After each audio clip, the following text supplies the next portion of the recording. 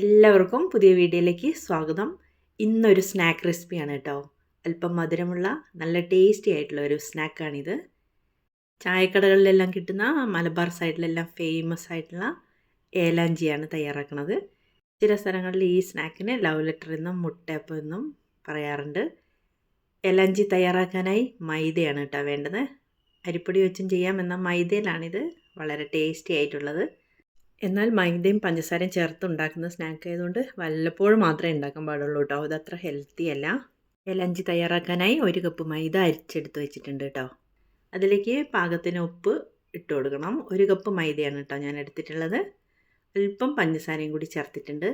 ഇനി കുറേശ്ശെ വെള്ളമൊഴിച്ച് നന്നായിട്ടൊന്ന് മിക്സ് ചെയ്യണം, കട്ടയൊന്നും ഇല്ലാതെ. മിക്സിയിലിട്ട് വേണമെങ്കിലും മിക്സ് ചെയ്തെടുക്കാം കേട്ടോ. ഇനി അതിലേക്ക് അല്പം മഞ്ഞൾപ്പൊടി കളറിന് വേണ്ടി ചേർക്കാം. കൂടുതൽ വേണ്ട, എനിക്ക് അല്പം കൂടിപ്പോയി. വീണ്ടും നന്നായിട്ടൊന്ന് മിക്സ് ചെയ്യണം. ഇനി നമുക്കിതിലേക്ക് ഒരു കോഴിമുട്ട ചേർത്ത് കൊടുക്കാം. കോഴിമുട്ട ചേർത്താൽ നല്ല സോഫ്റ്റ് ആയിരിക്കും, ഒരു പ്രത്യേക ടേസ്റ്റും കൂടി കിട്ടും. ഒന്ന് പൊട്ടിച്ചൊഴിച്ച് വീണ്ടും നന്നായിട്ടൊന്ന് മിക്സ് ചെയ്യാം. കോഴിമുട്ട ചേർത്ത മിക്സിയിലൊന്നും ഇട്ടടിക്കാൻ പാടില്ല കേട്ടോ. നമുക്കിത് ഒരു വിസ്ക് വെച്ചോ ഒരു കയ്യിൽ വെച്ചോ നന്നായിട്ടൊന്ന് മിക്സ് ചെയ്താൽ വളരെ ടേസ്റ്റി ആയിട്ടുണ്ടാവും. മൈദ ദോശയൊക്കെ ഉണ്ടാക്കില്ലേ, അതേ പരുവത്തിലാണ് നമുക്ക് മിക്സ് ചെയ്യേണ്ടത്. കൂടുതൽ വെള്ളവും വേണ്ട, എന്നാൽ കുറയാനും പാടില്ല കേട്ടോ. വളരെ നൈസായിട്ടാണ് ഇത് ചെയ്തെടുക്കേണ്ടത്. ഇനി നമുക്ക് ഏലാഞ്ചി തയ്യാറാക്കാനുള്ള ഫില്ലിങ്സിനായിട്ട് ഒരു പാൻ അടുപ്പത്ത് വെച്ച് അതിലേക്ക് നെയ്യ് ഒഴിച്ചു കൊടുക്കാം.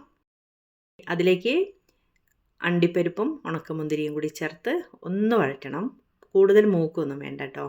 എന്നിട്ട് അല്പം ചിരകി വെച്ച തേങ്ങയും കൂടി ചേർത്ത് കൊടുക്കാം. എന്നിട്ടൊന്ന് നെയ്യിലൊന്ന് വഴറ്റിയെടുത്ത് പാകത്തിന് പഞ്ചസാരയും കൂടി ചേർക്കണം. ശർക്കര ചേർക്കാം, പക്ഷേ ടേസ്റ്റ് പഞ്ചസാരയ്ക്കാണ് കേട്ടോ. എന്നിട്ടൊന്ന് വഴറ്റാം. കൂടുതൽ ഹൈ ഫ്ലെയിമിലൊന്നും ഇട്ടിട്ടൊന്നും ഉരുക്കൊന്നും ചെയ്യണ്ട കേട്ടോ. നെയ്യിലൊന്ന് കവർ ചെയ്ത് വന്നു കഴിഞ്ഞാൽ ഫില്ലിങ്സ് ഇവിടെ റെഡി ആയിട്ടുണ്ടാവും.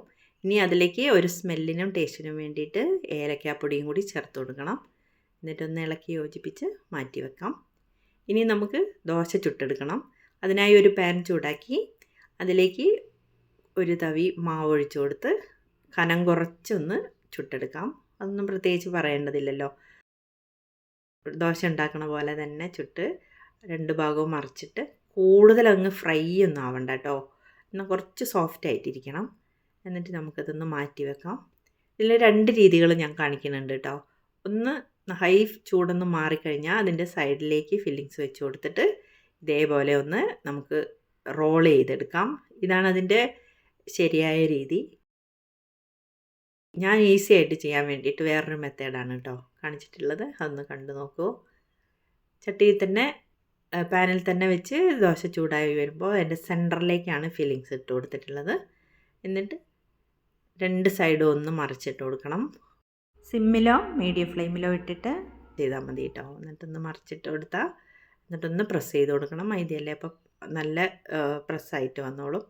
എന്നിട്ടൊന്ന് 2 ഭാഗവും കൂടി മറിച്ചിട്ടെടുത്ത് കഴിഞ്ഞാൽ സൂപ്പറായിട്ടുള്ള ഏലാഞ്ചി ഇവിടെ റെഡി ആയിട്ടുണ്ട്. ഇത് എൻ്റെ ഒരു ഈസി ആയിട്ടുള്ള മെത്തേഡാണ്. റോൾ ചെയ്യുന്നതാണ് എല്ലാവരും ചെയ്യുന്നത് കേട്ടോ. എല്ലാവരും കണ്ടിട്ടുണ്ടാവുമല്ലോ.